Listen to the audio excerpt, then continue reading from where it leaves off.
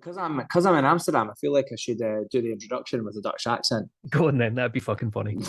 Hey, Mitch, not another whiskey podcast, eh? Sound Canadian. I like a whiskey and a crepe, please. I don't know what that was.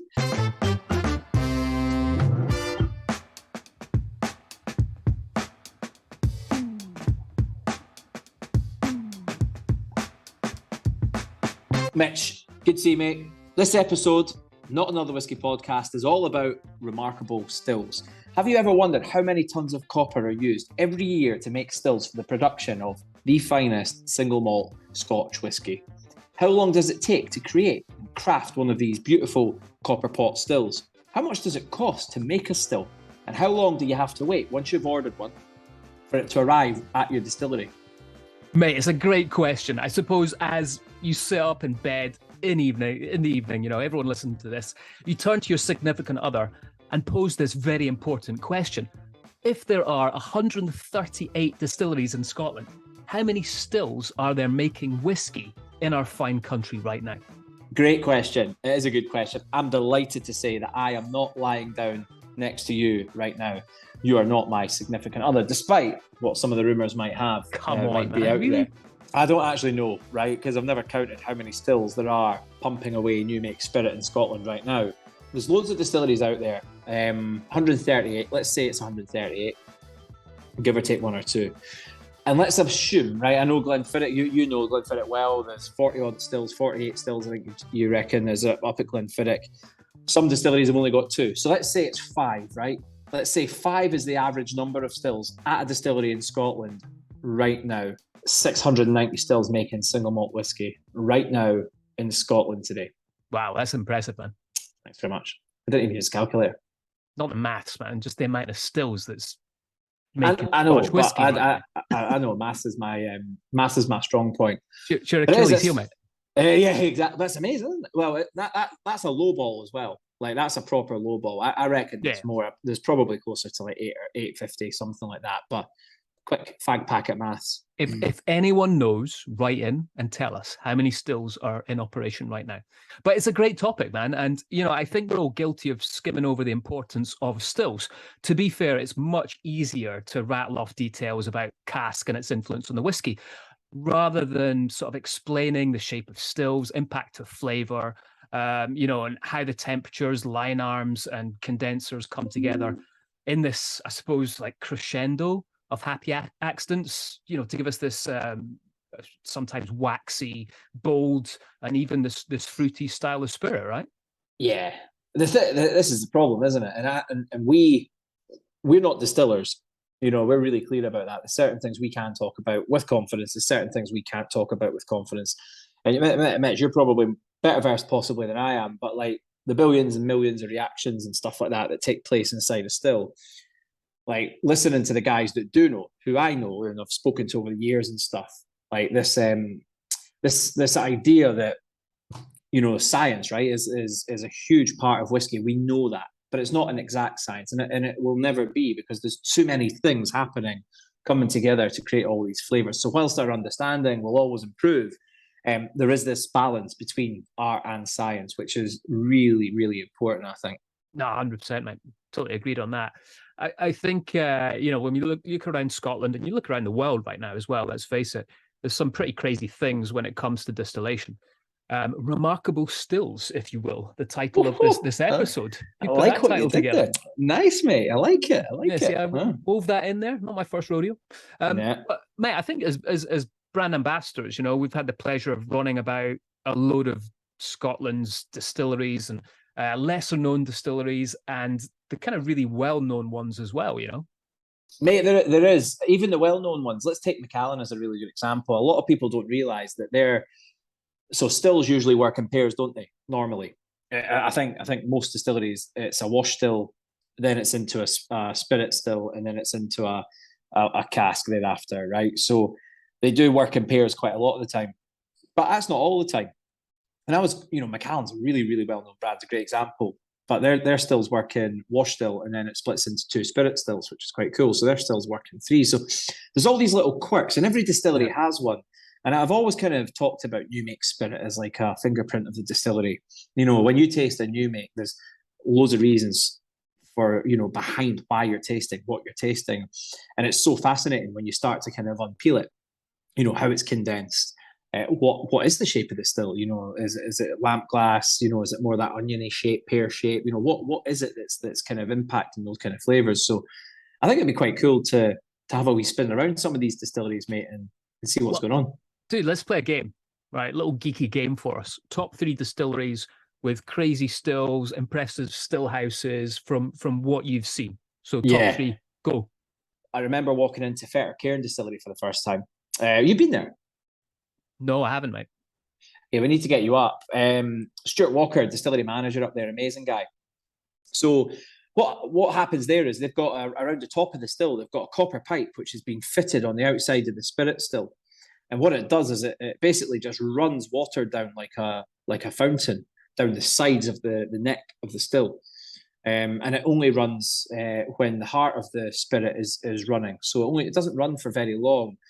But it's an amazing spectacle. And usually when you walk into like a still house, it's a pretty static environment. You might see a few people knocking about, but actually the still is standing still. It might be warm in there. You might hear the hiss of the stills, but you don't actually see anything moving, right? Stills don't move. Nothing really happens. So it's quite a beautiful sculpture kind of like scenario. The cool thing about Cairn is you see water splushing down the sides of the stills, and it's absolutely mental. And it was put in by an engineer back in the 50s, just as a bit of a trial, and it's been there ever since. So anyone looking for something really unusual in a still house in Scotland, I highly recommend that you go and visit the Cairn Distillery because it's pretty mental. And also something that I found out recently, Daz, with the bottle design, it's like a little tip the hat to that whole design of the still, right? Yeah, that's right. Yeah. So around the top, there's like a ring of glass. And then from that, you see the lines coming down the side. On their 40-year-olds, there's actually a ring of copper around the top of the glass bottle. And from that, you'll see those lines coming down, which is a massive nod to the copper rings, the cooling rings, as they call them up at the distillery. So great. I mean, brilliant distillery, beautiful place in the How of the Mairns there. Beautiful postcard kind of setting. Next distillery, I'm not doing this very quickly. Next distillery, definitely Dalmore. Anyone that's been to Dalmore knows it's a mad setup of a still house. You've actually got 2 still houses, effectively. One, which was kind of the original, and then another site, which was a big increase in capacity in 1966, where they mirrored the other side of the still house, but doubled the size of the stills. So they're the same shape, they're the same idea, but they're twice the size. The fascinating thing, though, is the old side, because you've got the original Victorian water jackets around the outsides of the stills. And in one of the stills, the spirit still from 1874, you have a copper plate, what's called a pre-condensing condenser, which is mental. We didn't actually know about that up until about 3 years ago. It wasn't until we removed the stills to rewire, replumb everything that we actually found out this. So Dalmore quite often has been described as kind of like the Willy Wonka still house. It's cool because it's got that Victorian engineering. It's got some really unusual shapes, which we're not used to. Flat top wash stills, Victorian water jackets, internal condensers, proper mad place, and horizontal condensers at the back of the stills as well, which is quite unusual. You know what's funny, man? Sorry to interrupt you there, but you still say "we" when you talk about Dalmore. And it's funny because I still do it when I talk about Glenfiddich and Balvenie. Yeah, totally. I mean, I wasn't there for very long, but I think with Dalmore particularly, I don't know, there was because we did so much work around the distillery at that particular time, refitting and all that kind of stuff. And there's, big news as well. They're putting in a new still house as well. So they're going to have to replicate this one more time again. It's just a mad place, really cool, amazing place if you want to go and see something quite unusual. And actually the purpose of what they're doing there is to create a big, full-bodied spirit, which is good for long maturations, which Dalmore is really well known for. The last one, the last distillery we'll go to, I actually went recently. I went just a few weeks ago over to Denmark, to the Stauning distillery over in the west of Denmark. And it was just beautiful. I have to say, symmetrical, old school Moorish Spanish style stills, with the kind of peak tops and the wibbly, the killy, what you call, almost like a curly whirly kind of line arms that come off the edge of the stills there. They're kind of, you're going there, mate. Yeah, they're kind of wavy as they come down. What's cool about that still house, right, is there's so many, it's 28, I think it's 24 stills in their still house, but they're all direct fired. Mm. So there's a real warmth in the still house when you're standing on top of the kilns that are fueling these stills. And it's just beautiful as a still house. So less so for the engineering part, which there is definitely really some interesting points about that, but actually more visually, just for the how beautiful and just how nice a still house it is. And it kind of took me back a little bit as I walked into that still house. So Fettercairn, Dalmore, and Stowning, 3 still houses that I've been to that I've thought that's pretty mental, it's really beautiful, or it's just fascinating. Dude, this is a hard one. I mean, there's so many that I've been into. I think when you go around the distillery as well, it's my favorite, well, second favorite spot actually is the still house next to the warehouse. Mine's usually the bar. Well, yeah, the bar's always good. But the warehouse, sometimes you get a dram in there as well, which is that's very true. Yeah, that's true. But yeah, I'm going to go kind of like similar vibe to what you're talking about with Stauning. I'm going to go for the aesthetic look. And it's actually more for the view, which would be Ardnahoe over on Islay. Just that view from the still house, and it's not dissimilar to Kalila as well. But I think Ardnahoe kind of trumps Kalila a little bit, just with the way it's set up, and the view's a little bit more elevated. Looking over to the Paps, looking onto the sound of Islay when you're standing there as well.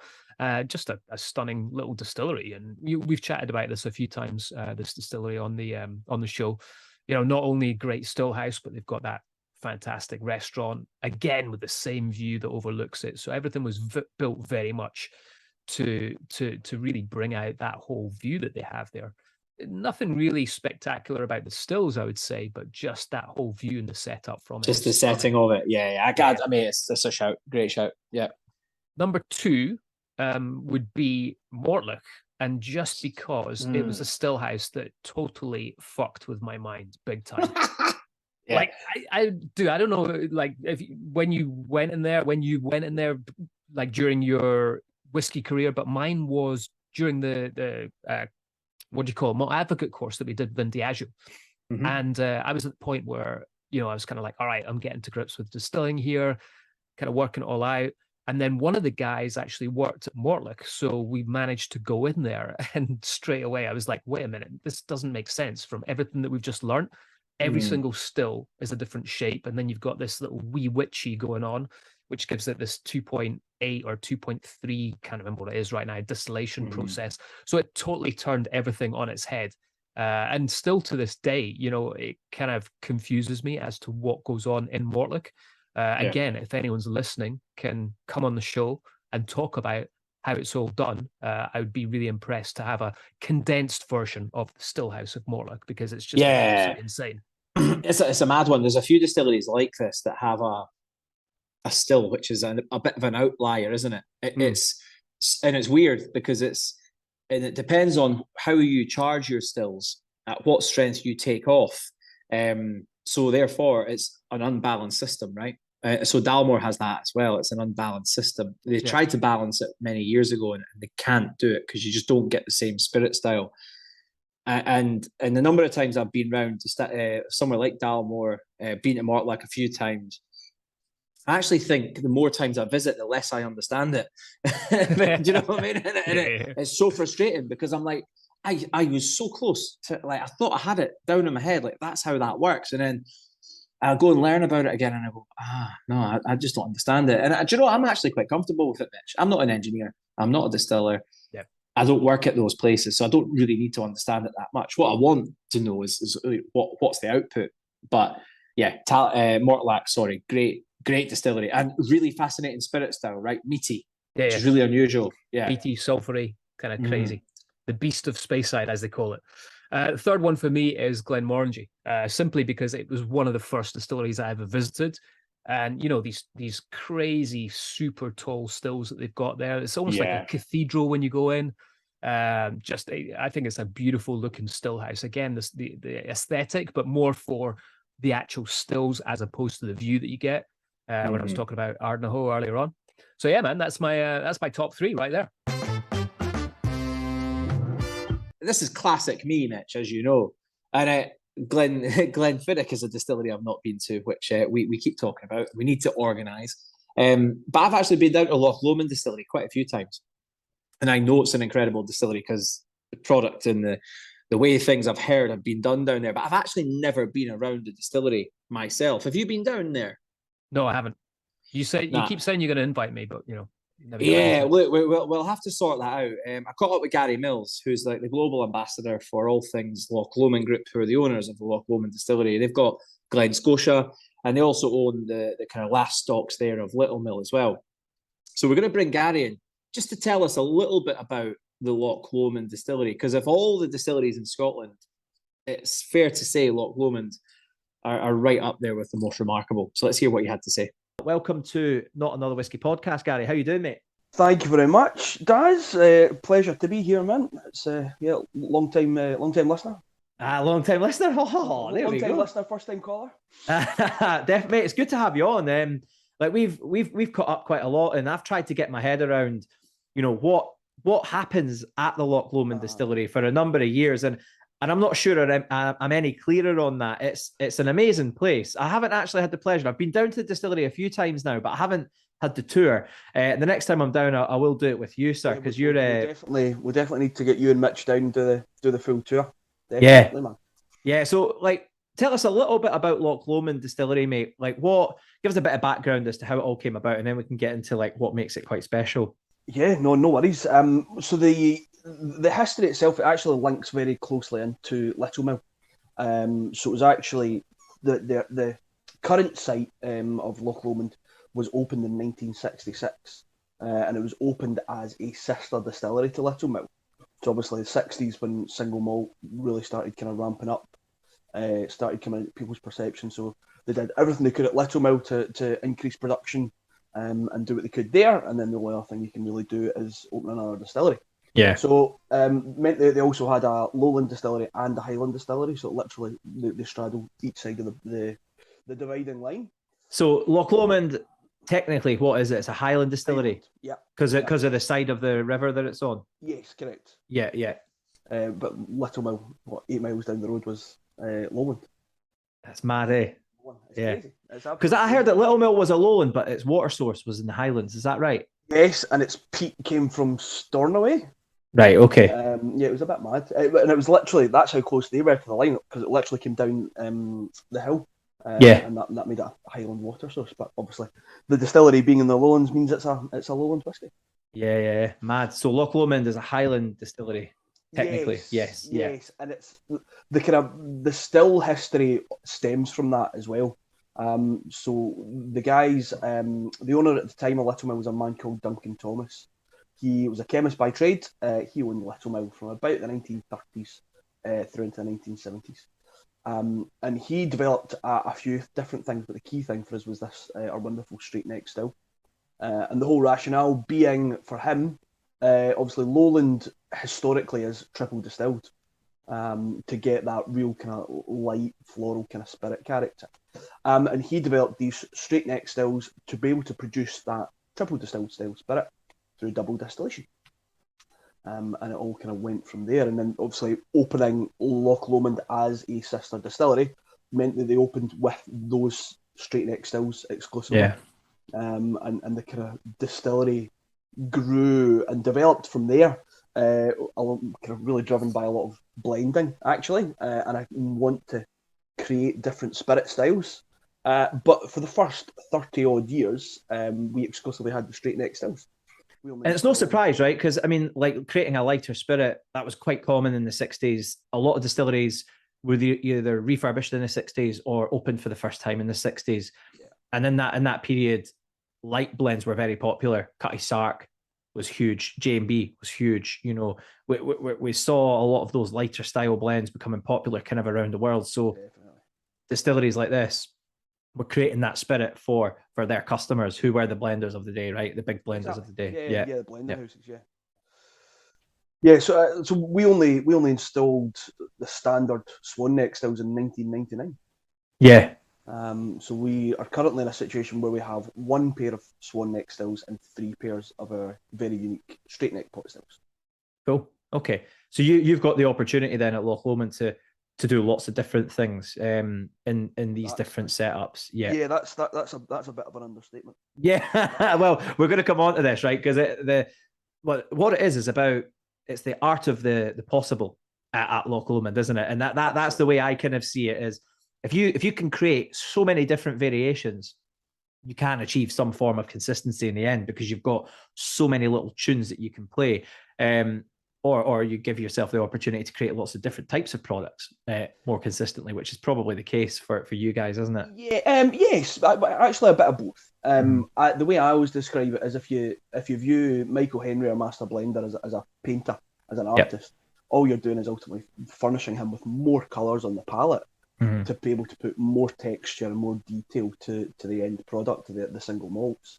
But we do have still got that consistent Loch Lomond style, which is the kind of fruit character running through, honey sweetness coming from predominant use of American oak, and then just a wee wisp of soft smoke kind of coming in the tail end as well. But we then kind of, obviously, as many distilleries do, then pull those different levers and accentuate and dial up and down the various elements. But that's the kind of familial traits you'll get.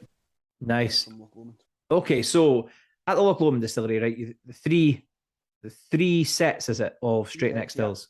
3 sets. So wash still and spirit still. Yep. Both straight neck. Both straight neck, yes. Both straight neck, right? Okay. Standard pot still base. Yeah. Both have got straight necks. The wash still has 1 perforated copper plate. Right. And then the spirit still has 17 perforated copper plates. Okay, and they sit horizontally in the neck of the stills as it kind of goes up, right? So that's increasing contact with copper. I take it they're made from copper. Yeah. Copper, sacrificial copper. Increasing the contact, increasing the reflux. And then we've got a cooling ring around the top of the spirit still. Just again, flood that with cold water, and that increases the reflux even more. And that cooling ring around the top, does that sit inside a jacket? No, it's literally a metal ring around the outside of the still itself. And it sprays water on the still? No. So we just fill that with cold water. Got it. Right. Perfect. Okay. Cool. Yeah. So that I understand. Almost like a jacket, but yeah. It's weird, isn't it? Because this is the thing. It's when you start to get into the kind of setup of these different distilleries, it's almost like bits of distilleries have one part of this and another distillery has another part. We talked about Fetter Cairn earlier with a cooling ring around the top, which actually scooshes water on the outside. And it's not in a jacket. It literally just rolls down the outside of the still. It's proper crazy. And then you've got the straight necks. We've seen that at Dalmore on the old spirit stills, where there is a straight neck and inside it, this kind of thick piping almost that sort of sits in the neck, which is totally bizarre. But what you guys have created is, or whoever it was that created it, and I know there's a couple of stories behind that, is almost like a coffee still in a weird way, isn't it? With plates on the inside. I know it's not a coffee still, but it's kind of parts of a coffee still are almost sort of put into this. Yeah. So it's ultimately you're getting mini distillations at each of the plates, and fundamentally it's making it harder for those heavier spirits to travel up the still. Yeah. But the other side of it, so the other side of it is that it gives us a level of variation as well.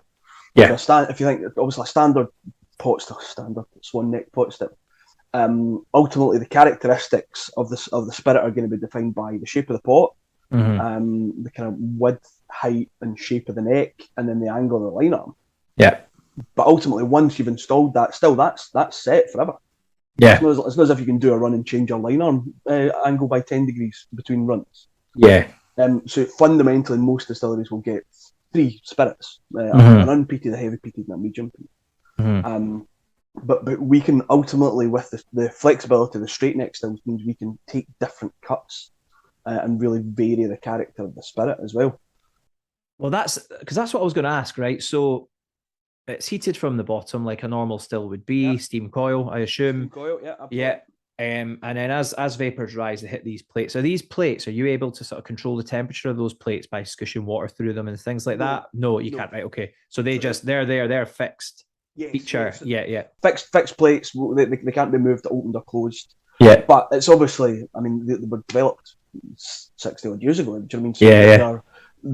So we've done all that kind of legwork beforehand to kind of know the optimums, distances and stuff. So that's all set. And then it's more about how we run that still and the kind of cut we take. So we'll do, we currently take two cuts just now. We'll take a high collection and a low collection. We'll run the high collection for about 2 weeks, and then we'll kind of do another run for about another week of the low collection. Okay. So the high collection runs from about 90% ABV down to the 80% ABV, so about 85 in the receiver, and then the low cuts from about 90 down to all the way down to 50. So that's ends up about 68 in the receiver. Yeah, so that's a high. That's a high ABV. The high cut is that's that lowland style spirit. That we're looking to produce. That 85% really holds a lot of those esters in the light fruity character. That's very, very key to the Loch Lomond style. Nice. So in those stills now, was there ever any sort of question mark around is that single malt or not in the past? Do you know? Was there ever sort of a challenge to that setup? Because it's only Loch Lomond, I think, that. Well, I know that Dalmore have this plate in the spirit still, which we didn't know about actually up until about 3 or 4 years ago. Are there any other distillers? I'm trying to think if there's any others that run with sort of plates like this. It must just be Loch Lomond. Yeah. No, with it being developed by Little Mill and then Little Mill opening us, ultimately it's exclusively in Loch Lomond. So yes, 100% single malt because we've got the standard pot still base. Yeah. So it's still classed as a copper pot still, so everything like that is still single malt. Yeah. The big question we tend to get asked quite a lot is it a Lomond still? And it's not fundamentally. It's not. Okay, right, okay. There's obviously the kind of confusion being with the name. Yeah, I was going to say, totally, yeah. But obviously the Lomond still was developed down at Interleaving, down in Dumbarton. Yeah. And that was about 10 years before we were open. So it was the proximity to the loch itself that kind of bore the name rather than from our distillery. Yeah. But fundamentally, the differences being, so straight neck stills tend to be short and squat, quite short, wide neck. Yeah. Tend to be only 2 or 3 plates. Normally can be open and closed. Yeah. And like I said, that kind of squat, flat, fat base as well. There's some real fundamental differences between that and our straight neck pot still. Yeah, because so it's a straight neck pot still, not all Lomond still. So this is exactly why we're doing this episode, because there are lots of different bits and pieces you can use, obviously, to distill coffee stills, which are different again. And you've got one of them, yeah. Yes, it's a coffee style still. Okay. We've got a history of. We've got a history of kind of real kind of pioneers. So Duncan Thomas, obviously, been one of them. But with a man called John Peterson used to work for us at the distillery, and John loved everything about distillation. Again, had more of a kind of chemistry background, and he designed our column still, which is very much in a coffee style. Yeah, he designed that, and again, that's got 80 plates split between the two stills. Right. And very interestingly, we're running that with 100% malted barley. So you're doing a single grain, but it's a malted barley grain style whiskey. Exactly. Yeah. Okay. Well, that let's go back to the Loch Lomond piece. Because I think like stylistically then, sort of through a wash still with one plate, or was it 3? One plate, one in the wash. Yeah, and then through a spirit still with 17 plates. Yes. Yeah. Then it runs off the spirit off the back of the still down a line arm, I assume. Yep. Yep. Shell and tube condenser. And then shell and tube at the back. Yep. And then sort of spirit style wise, like what are you looking for then? Just sort of generally from that sort of spirit. Fruity. It's really about bringing that fruit character to life. So we do quite a long fermentation, minimum of about 92 hours. Is it? See, that's another part, isn't it? That a lot of distilleries, it had become quite homogenized and standardized. 55-hour, 60-hour fermentations, fairly common. Most distilleries that you go to will kind of run that. 92 is a long fermentation. Yeah. Yeah, that's our minimum. And for us, it's all about secondary fermentation. So ultimately, it creates a bacterial fermentation. It doesn't create any more alcohol, so it still stays between that kind of 8 to 10%. Yeah. But it creates different alcohol, so longer chains, esters, and it's basically building in more flavour. And importantly for us, fruity flavour. Yeah. Because when I drink Loch Lomond, I'm a massive fan of the 18. Like I love it. It is like a fruit and nut. the chocolate bar, it is almost exactly identical flavor wise to that. And I sit and I just sort of blast away at that. I think it's just a great whiskey, and it is fruity. It is exactly that. And when we go through the sort of 12-year-olds, you see that consistency coming through. But obviously there are a few other tunes that you guys are playing through this sort of 3 12-year-olds. Let's have a little talk through the 12s and how that fruitiness comes through in the different expressions would be quite good to sort of understand. Yeah, absolutely, man. Absolutely. So yeah, the 312s is the whole rationale for us having 3 official bottling 12-year-olds is it really nicely encapsulates Loch Lomond, the capabilities of what we can do and ultimately why we do it. So if we start off with the red label, the Loch Lomond 12, perfectly balanced as we call it. That for me is the absolute epitome of the Loch Lomond signature style. That fruit, honey sweetness, and the wisp of soft smoke. And that's Michael's baby. He very much set out to create that style of whiskey, and it's wonderful. On the nose, it starts off with kind of white flesh fruits. That's not so easy when you're midway through a tasting. Yeah, totally. But it develops quite quickly on the palate into more of the kind of orchard fruits, a bit the kind of apple and pear element. Rolling through with that honey sweetness, and then that wisp of soft smoke just comes in right in at the tail end. Right. And I think the thing for me, like putting perfectly balanced is quite a bold statement on the label. But I think the liquid does that. It's got those 3 characteristics really, really nicely balanced. None of them kind of real fighting against each other, just working perfectly together. Yeah. So single malt. Single malt, 6%, non-chill filtered. It's a real good session whiskey. Yeah. No, there's nothing wrong with that. There's absolutely people sometimes go, but that doesn't sound as maybe as complex or as interesting. It's like it doesn't always have to be. It can still be very tasty and very pleasant, and something that you don't have to sort of sit and chew on for a few hours. Absolutely. And I think more and more people are now kind of viewing whiskey and their whiskey collections rather than by region or age statement, by that kind of consumption time, if you like, or when they're looking to, or why they're looking to have a whiskey. Whether you're just coming in from work and you just want a whiskey, like you said, you don't know what you think about. You just want to sit, enjoy a dram, or do you want to sit and really delve into something, unpick the layers of it, or do you want a dram that you sit and take your time and just enjoy the length and the complexity? The Loch Lomond 12, perfectly balanced, sits in that first category for me. Like I said, and you mentioned Michael Henry, who is your master blender, master distiller, kind of oversees. Oversees the not only Loch Lomond, but also does the blending for Glen Scotia. Final custodian of the Little Mill casks, does all the blending, single casks. Yeah, I don't know when the man sleeps, to be honest. I don't know when he does. He's a lovely guy. I've been fortunate enough to sort of sat in his company a few times, and as a whiskey maker, he's a really thoughtful guy, and I was quite surprised at just how quiet and humble he is for a man with the knowledge he's got, and obviously the nose he has as well. He's very good at sort of explaining and sitting down and understanding flavour. And so when he's pulling these whiskies together, is he bringing casks in? So to create whiskey, the 12-year-old, the perfect, as you call it, the perfectly balanced. He's using predominantly unpeated casks and then bringing in a few extras here just to sort of add in the kind of final vatting before going to bottling. Is that the way it works? Yeah, no, exactly, Daz. And I think if we go back to the stills in terms of what we're talking, so like I said, a standard pot still can give you 3 spirits. And then most distilleries really need to look at cask finishing to bring the diversity and the differentiation in a range, and that's obviously it's what needs to be done. But because of our straight neck stills and running them at the two different cut points, both peated, unpeated, we can actually then get another 5 spirits from that still as well. Got it. So Michael's already got 8 malt new make spirits that we then will mature exclusively in bourbon. So bourbon really just allows all of those individual spirits to develop their own personalities, ultimately, develop their own character, and then kind of bring them together.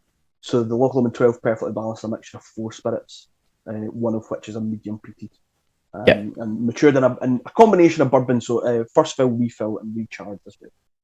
Yeah, because you guys, I know you've got a really good sort of recharring program, and some of the products you've created through some of the technology you guys have sort of pioneered has been brilliant, where you get a lot of flavor from those recharged casks, the regenerated casks. It's quite impressive. Yeah.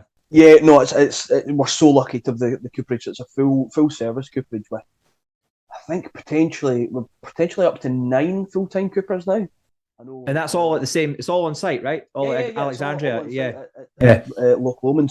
So we're one of only 4 that has a full on-site cooperage. So there's us, Girvan, Glenfiddich, and Balvenie, I think is the.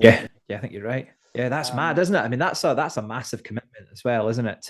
To cask quality, supply, and obviously the trade that is the cooper. We had a good friend of ours, Stuart McPherson, on recently, and he was kind of talking about that. The numbers of coopers that were around when he started his career many years ago. He's just retired himself, and yeah, it's great to see you guys are really still supporting that.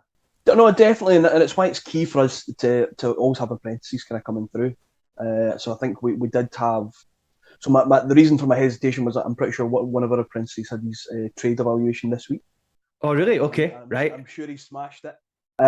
So that'll put us up to 9 full-time and 2 apprentices. And like I said, it's key to have those apprentices coming through. So it takes 3 years for them to become fully qualified. Yeah.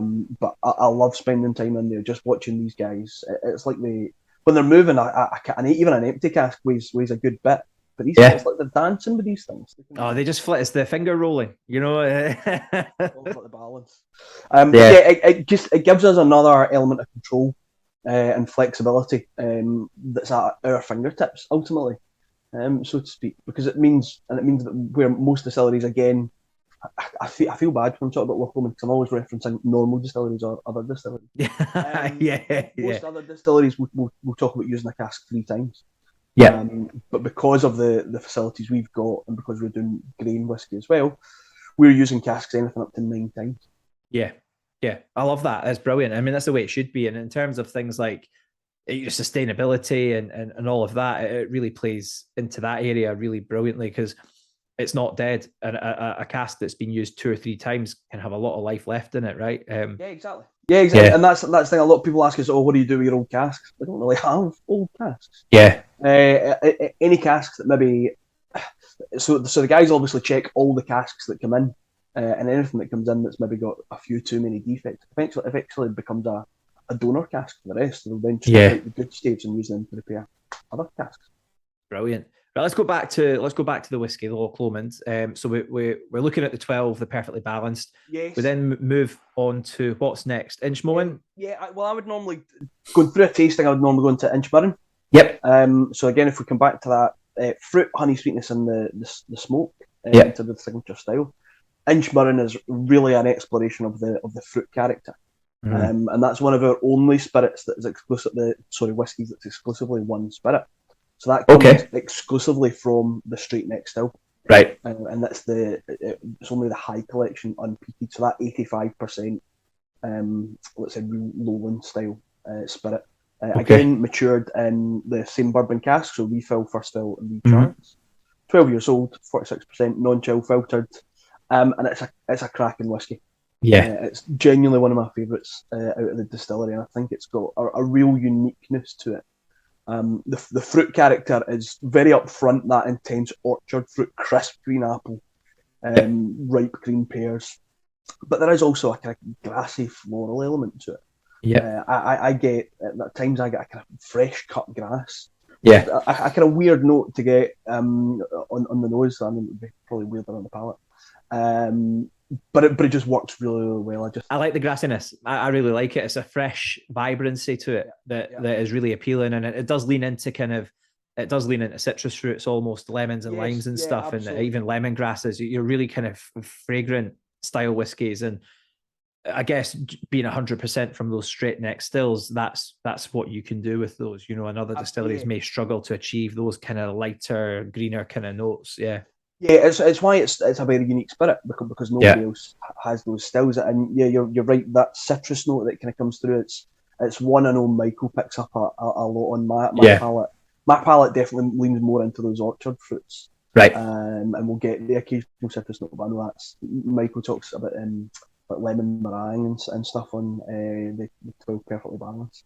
I get a lot of lemon meringue, and I've been fortunate. I've tried a few Little Mills recently, and I get that a lot in Little Mill as well. Is this lemon meringue, and it's really appealing, and it drifts off into toffee after that with the influence of oak and thyme. But yeah, every time I go back to it, I'm like, wow, I really like it. You know, that lemony bonbon dust, you know, meringue, that kind of character is beautiful. Yeah, I think that's the thing. The citrus, the fresh citrus notes, and some of the older Little Mills is just magnificent. Yeah, and it's so surprising because you're preparing in your head closed distillery, old whiskey. You're going into spices and things just before you've even picked your glass. Old leather books, all that. Yeah, man. Ron Burgundy. Yeah. These real mouth-watering, juicy fruits. Totally. And it really kind of catches you off guard. And I remember trying my first Little Mill and just thinking that is not. And I'd read the tasting notes, and I'd kind of it'd always been those lighter notes, but I didn't think it would come through. And it was so obvious. I mean, it's brilliant. Yeah, and I think that's obviously with them coming from the same style of still. Yeah. There's obvious kind of comparisons between the two. Obviously, different kind of casks. Little Mill back in the day would have used a lot more sherry.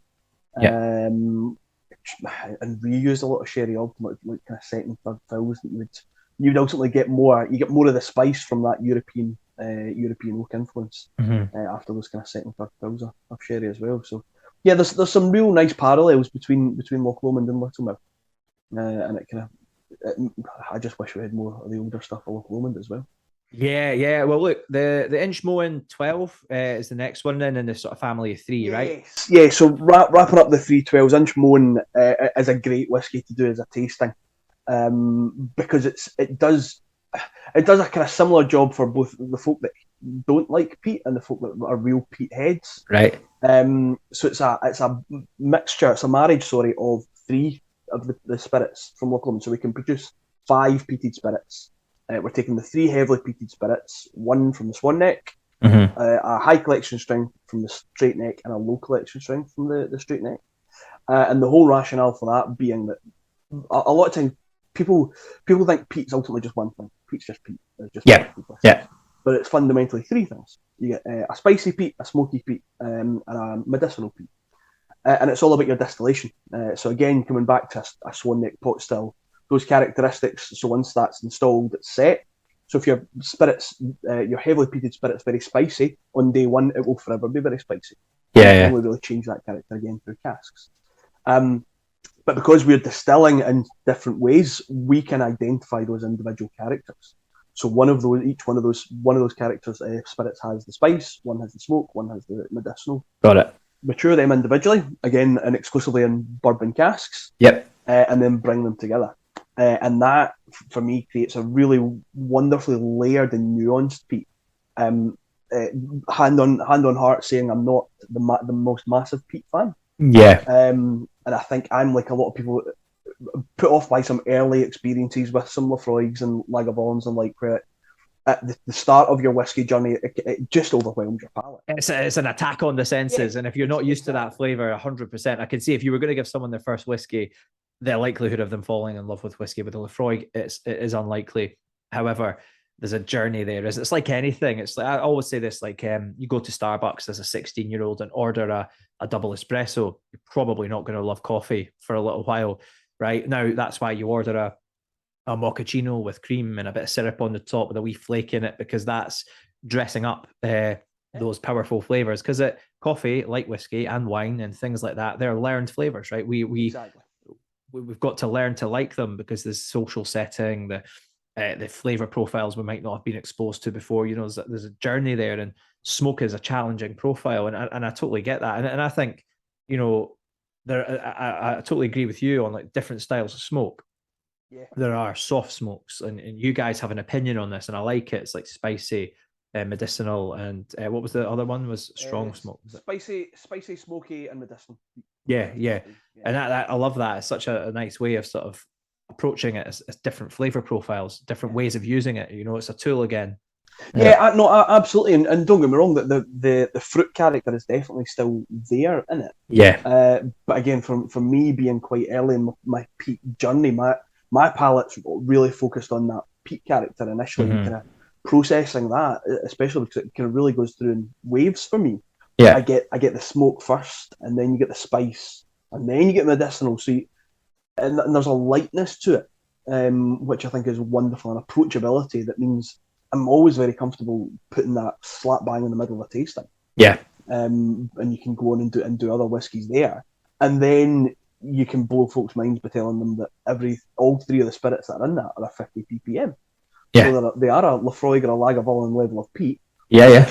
Because they're distilled differently, it gives it a different structure and a more approachability, if you like. If that's No, that's brilliant. Now, you've kind of touched on it earlier a little bit. I'm going to come back to it. Is you talked a little bit about aged whiskies, and you wish that Loch Lomond had more aged stocks. But you guys launched recently the Remarkable Still series with a nice 46-year-old. I'm curious to hear a little bit more about this. Yes. So we're in a very wonderful position. So the Loch Lomond group was formed around 8 years ago. So the company was taken over in 2014. And before that, there wasn't really a lot of Loch Lomond whiskey getting bottled and put out there. Right. Okay. So that was the kind of big reason for the takeover, was get the stuff bottled out the cask, in the bottles, and into the glasses around the world. But because we've been there since 1966, we're in this position where people view us as this relatively new distillery, but we are sitting on some old stock. I mean, this year we're bringing out a 54-year-old. Yeah, and you've done it across Glen Scotia as well. Yeah. Similar age statements in the 40s, and it's so exciting to see old whiskies coming from these places for that reason, is that they've sat in warehouses for so long. Definitely, and Remarkable Stills is a series that really allows us to tell the story of the stills ultimately. Like I said, because those first 30 odd years were exclusively from those straight neck stills. Mm-hmm. So it's a series of 3. So with 45 last year, 46 this year, unsurprisingly, a 47-year-old next year, and it's looking at using some different casks now, some sherry and things, to really showcase that spirit style and bring it to life. And I think it's even down to the packaging itself has got a recreation of that straight neck still, straight down the middle. And it's all about bringing that to life, and those wonderful fruit characters as well. Yeah. And what was the sort of spirit style that was distilled at Loch Lomond back then when these whiskies were sort of laid down? Was it similar to what we're kind of talking about now with the different cut points and things, or was it a more straightforward sort of process back then? More straightforward back then. I think they would have just been running probably with just the one cut, to be honest. And I think it's one of the reasons. Yes, we developed this still, but it's not. We're doing 2 cut points that you could do. They're almost limitless numbers that you could start taking off from. Yeah. And I think you touched on it earlier with the fermentation, but I think there's with new, not so much with new distilleries. I think there was a period through the boom period. The production pressure was such that you just had to get in and get going. Yeah. So right, that's it. The yeast's done its job. It's not going to get any stronger. Pull that, distill it. And pot stills are kind of plug and play again, like it's installed and it's set. You just keep running that. You don't need to change anything. Where with the straight neck stills, there is a bit of that differentiation, finding that sweet spot and really kind of running them the right way. But again, with Loch Lomond having that period of not really bottling a lot of malts for bottling, that those pressures weren't there. So the guys were afforded that time to really get it right. But I think in the early days they would have been getting to grips with it, so they've been finding that one cut. There's definitely still that fruit character is definitely there. So I don't think they would have been maybe fermenting as long. But yeah, it would suggest to me they were definitely one at that high cut that Duncan Thomas ultimately developed the still for. For those fruity notes. So he's designed it for that, right? He wasn't going to not do that, I suppose. Yeah, and you're seeing that in the whiskies. I take it with the 46, so 45, 46 to be 47. You're seeing that fruitiness even coming through after all that time. Yeah, even through 54. And it's the wonderful thing I love about fruit whiskies, and you're right, it's similar in Glen Scotia's, where you will get a lot of orchard fruits and things, some of the citrus as it's younger. As it gets older, it develops that wonderful tropical note.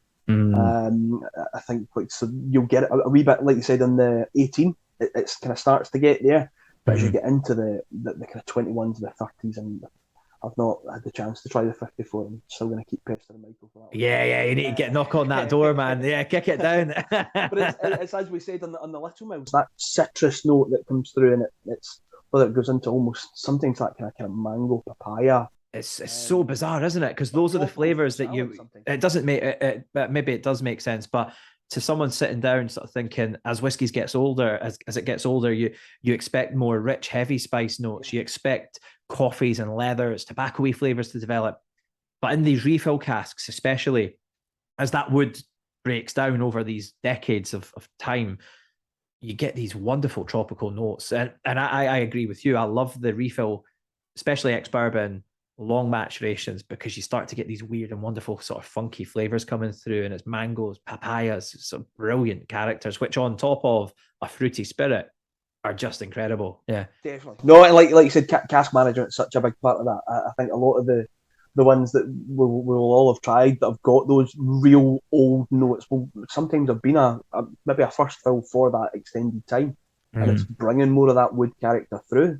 But like I said, a second or a third refill can really allow that spirit character to remain without being dominated by the wood, and really let those flavours develop. Yeah. So what's next? What's next on Loch Lomond's cards then? Just before we sort of wrap up, Gary, what's coming out sort of between now and the next sort of end of the year, 6 months, something like that? We've got some great fun stuff. I'm not sure how much I can probably fully tell you. Yeah, we've got one called Project Fire. That's going to be some interesting stuff again. Really showcasing the capabilities of the distillery. Some good fun stuff coming on single grain. Brilliant. Absolutely love our single grain. Such an approachable spirit. I think it's so. Again, kind of just jumping back to that Kofi still element. So there's only ourselves and Mika that are really producing whiskey in that way. They're obviously allowed to call theirs Kofi malt because they're in Japan. But we're the only ones in the world currently producing a peated single grain. Peated single grain, and it's all barley, right? Yes, 100% barley. So and that's currently about 5 years old, and it still sits under the Loch Lomond brand and everything, doesn't it? It's all the same. Yeah. And we're looking to extend that range a wee bit, bring a bit more diversity into the single grains, and I'm very, very excited about that one. No, I'm excited by that. I'll look forward to seeing more about it. Mate, thank you so much for joining us. Yeah, so insightful, and having me. It's great to get your knowledge on these stills and this incredible setup at Loch Lomond. And it was one that, as soon as Mitch and I were sort of talking about distilleries with unusual stills and things, I immediately was like, we have to chat to someone from Loch Lomond, because it is like, it's kind of it's a very well kept secret in some ways, ultimately because the distillery, you can't visit it, and that is a shame, because it's so interesting, and you'll learn a lot about whiskey just by visiting the Loch Lomond distillery. Doesn't matter what you know, doesn't matter who you are, you're going to learn something. Do you know what I mean? Yeah, we're unfortunately, I mean, in terms of volume, I mean, we're in the top 20 in terms of volume production from malt, including the grain distillery. No, if you include grain, we're right up there. So we're doing 5 million litres of malt every year. Are you right? Okay. And we're producing 20 million litres of grain every year. Well, okay. Well, if you've got 3 sets of the straight necks and a set, is it one set of swan neck? One set of swan neck, yeah. Yeah. So I mean, you've got what's that, 8 stills then, just in the sort of in the still. It's you're going to be at least sort of 4 or 5 million litres a year anyway, aren't you, through the malts? So, and because the current site used to be, it's a boiler house of an old dye works. We're not a kind of bespoke distillery, if you like. Yeah. It's all a wee bit kind of shoehorned in. There's no pagodas, unfortunately.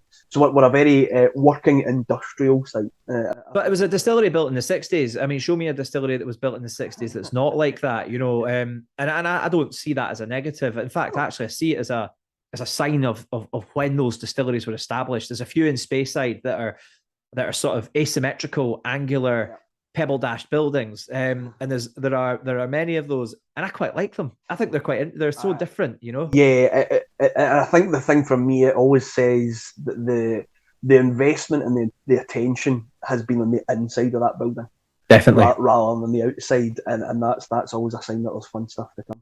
Yeah, part of the story as well, definitely. Yeah, mate, thanks for joining us. We'll catch up soon for a dram in real life. I look forward to it. Yeah, and let's get you and Mitch round Loch Lomond. Let's do it, man. Cheers, bro. Catch you soon. Thanks, man. Cheers. Mate, that was great to hear that. Yeah, that's cool. I mean, those straight-sided stills, Kieran, actually, just chatting about Lomond stills and stuff as well was really, really cool. And actually, I'm a massive fan of the Loch Lomond 18. Delicious whiskey. It always reminds me of like a fruit and nut. Everyone's a fruit and nut cake, Mitch. Hunky chunky almonds. I'm a big fan of all the Loch Lomonds right now. I mean, I remember you gave me the whole tasting set, and I read something as well that it's the fastest growing whiskey at the moment. It's the fastest growing whiskey under 100,000 cases. Yeah, so congratulations to the guys. They're doing a really, really good job. And yeah, loads to come from them as well. Some really interesting releases in the core range, but also at the higher end as well, with some of the older stuff. So yeah, loads going on over there at Loch Lomond. So Gary, thank you so much for joining us, mate. Much appreciated. All right, well, let's get into the news, man. I mean, dude, we could have done this whole episode, I think, on the news, because there is that much going on at the moment within whiskey. Yeah. So I'm going to kick off with, there was quite an interesting article on Master and Malt talking about an Islay peat shortage that's going on right now. And this is all based around the Port Ellen maltings and how kind of Diageo are basically not going to have enough malted barley to supply the rest of the island's distilleries. Now, Diageo are keeping quite quiet about this, but it seems like there are other people on the island kind of spilling the beans when you read this article. And it kind of makes sense, right? Because you consider Kalila is now back in full production 7 days a week. Then you've got Port Ellen about to open up with Diageo. There's a continued demand for Lagavulin.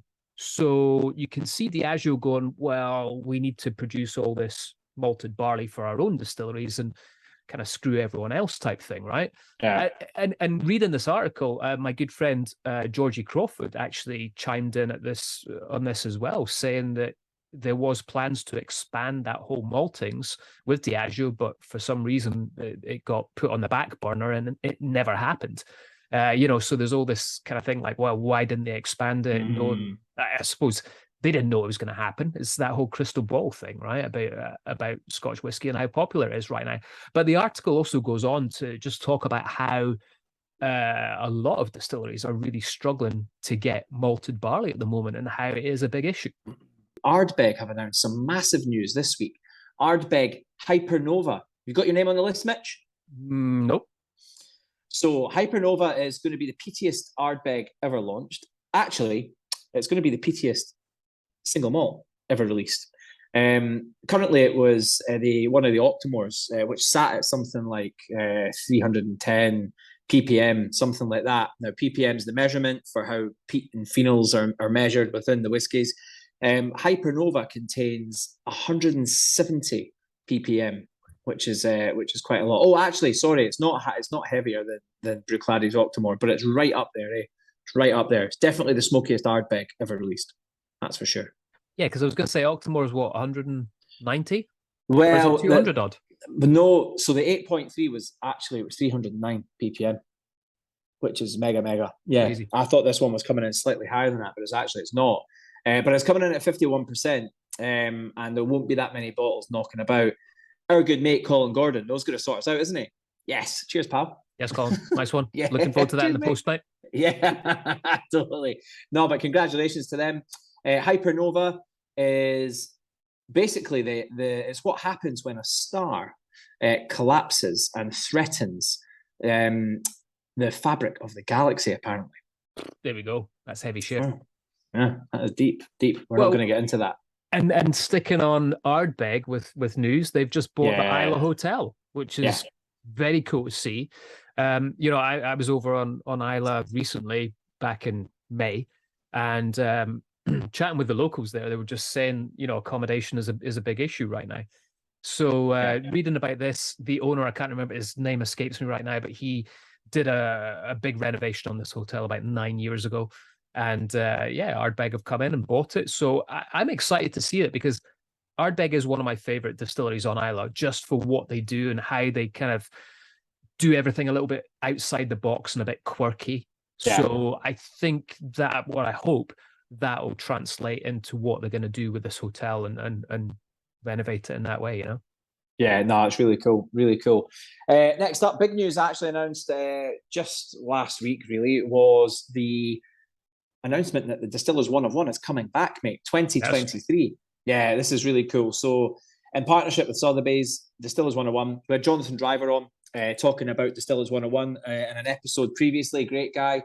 And you know, various other people who've been involved with it have also been on the episode. People like Ken Greer and things. So massive thing, bringing together an amazing collection, one off, never to be repeated, single malts for a great cause. Last year they raised, well, 2.2 was granted to the Action Youth Fund, which is brilliant, helping young people, disadvantaged people in Scotland, and basically giving them an opportunity to sort of transform their lives, which is super cool, and also to have a really positive impact on their communities. So it's great. I'm looking forward to seeing like what comes of that. There were some wicked bottlings in that last Distillers 101.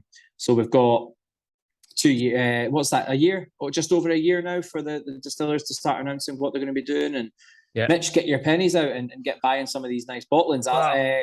There was some brilliant, some really amazing stuff. Some of the Lady Burns, Glad Turret was a really good one. The Beaumont was an incredible bottling that was out for that. So yeah, hopefully seeing some really cool stuff coming out.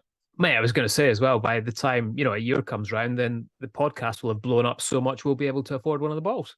Yeah, mate, that's it. Nice, excellent. What else is going on? So the last bit of news, and, like I say, we had to kind of, sorry, this isn't even the last bit of news, scrap that. No, I'm going to chip in with one or two maybe. No, we've got another two things after this. Have we? Nice, keep going. Edit this.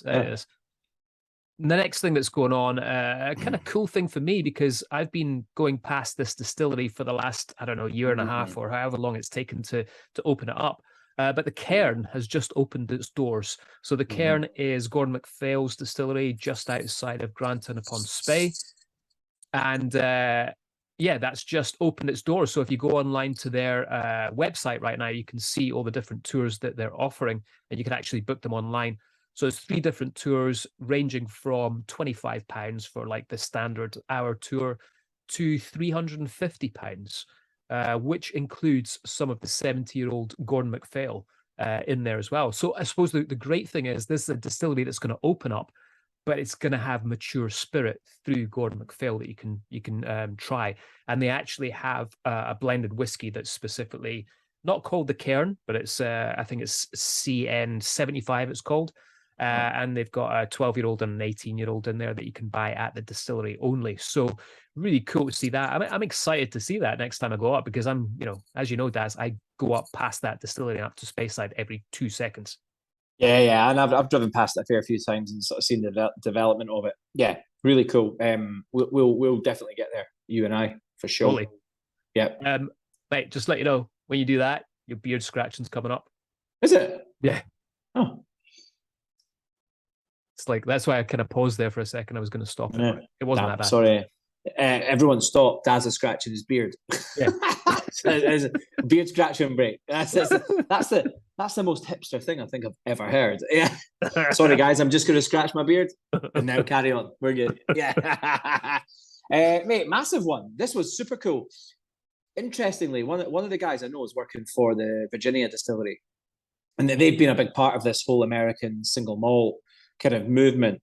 Massive news to see that Jack Daniels have brought out an American single malt. That is super, super cool. So there's something we're going to have to follow, mate. So they've obviously been doing this. The guys have been producing this, but it's across all the distilleries in America.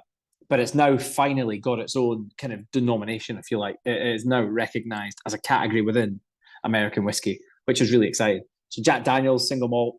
There'll be many, many others coming out. But we'll follow that one and start bringing it in, because look, I know we talk mostly about Scotch and our experiences are very much in Scotch, but I'm really open to American whiskies, mate, big time. I think that was an interesting thing about this is it's finished in Oloroso sherry casks as well. Yeah, it has all the cues, right? It's like Scotchy as can be, but it's in a Jack Daniels bottle and it's square, so it's pretty mental. But yeah, I'm going to get my paws on that as soon as I can. It's quite exciting.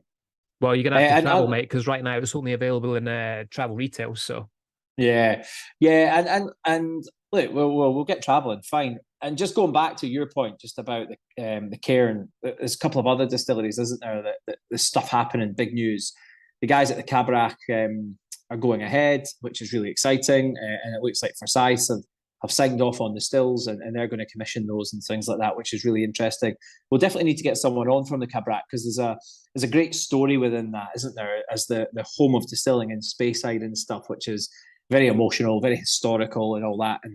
And there's an episode within that itself. And then the other one is the Dornoch Firth for Mid. I don't know how you say it. Is it Midfern or Midfern? Midfern, I'd say. Yeah, Midfern. Yeah. Distillery off the Dornoch Firth, which looks wicked. Looks really, really cool. Brilliant to see that part of the North East Highlands adding another distillery to its already brilliant list of distilleries: Clynelish, Brora, Glen, Morringy, Balblair, Dalmore. Like it's they're spoiled up there. Eh? That's a brilliant little region in itself. Yeah, it's a good shout. Listing all those off there. Well done. Thanks very much. Off the bat, mate. Invergordon, not to forget Invergordon. Grain distillery. Scotland's only Highland grain distillery. Nice. Yeah. So, mate, good one. Good episode. Nice to chat stills. What we'll do definitely is follow up on this one. Bring in a distiller, maybe talk to one of the maltsters as well, and get into the kind of early stages of process and get a bit geeky on an episode or two. Not too much, because it kind of hurts my head a little bit, but we'll definitely do that. Sounds good. Sounds good, brother. Well, as always, good to see you. Thank you for everyone listening, as always. And yeah, dude, well, enjoy Amsterdam. Amsterdam. I mean, I'm going to go and have a Lefroy, and then I'm going to go to bed, and it's going to be great. I can't wait.